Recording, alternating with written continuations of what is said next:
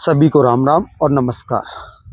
आप सबके लिए ईश्वर से प्रार्थना है कि आपको सुख समृद्धि वाला जीवन दे। और सरपंच बनने की प्रेरणा आखिर मुझे कहाँ से मिली, आपको बताना चाहूँगा। और सबसे पूछिएगा कि आप सरपंच क्यों बनना चाहते हैं। शायद हो सकता है सब कहेंगे विकास और भी बहुत सारी चीज़ें, लेकिन विकास कहाँ से देखा उन्होंने, कब देखा, और आखिर कौन सा विकास था जो अपने गांव को देना चाहते थे, आप सब उनसे पूछिएगा।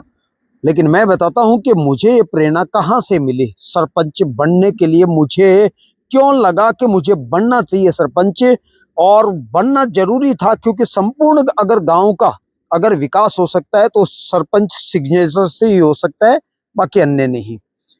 यानी कि मैं दौसा जिले में एक महुआ तहसील है और वहां पर एक गांव है धोला कुआ खोहरा। और जब मैंने उस गांव में गया घूमने के लिए, उस गांव को देखने के लिए, मैंने सुना था कि उस गांव में बहुत कुछ ऐसा है जिससे आपको जीने की राह मिलेगी। और निश्चित रूप से मैं उस गांव में गया। विक्रम जी सिक्कर के साथ में थे और साथ में पतराम जी थे।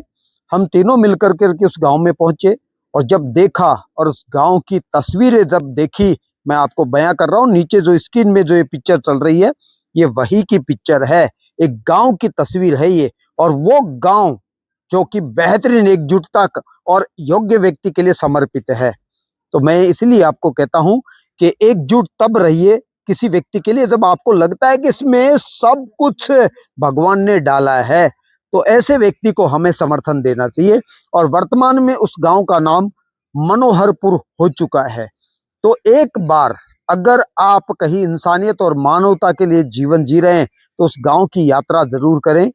मीणा हाई कोर्ट जो कि नांगल प्यारी में है, दौसा जिले में है, एक बार आप उसको भी जाकर के देखें कि एक समय था जब प्रधानमंत्री स्वयं उन लोगों के बीच में आकर के फैसला करते थे, आकर के गए थे।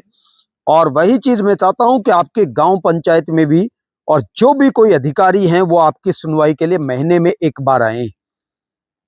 जो भी मंत्री हैं, अधिकारी हैं, राजनेता हैं, वो आप लोगों के बीच महीने में एक बार आए आपके दुख सुख को जानने के लिए। तो विनम्र आपसे एक प्रार्थना है, सब मिलकर करके एक योग्यता पे मोहर लगाइए। नवयुग ठीक है, लेकिन नवयुग में भी योग्य हो।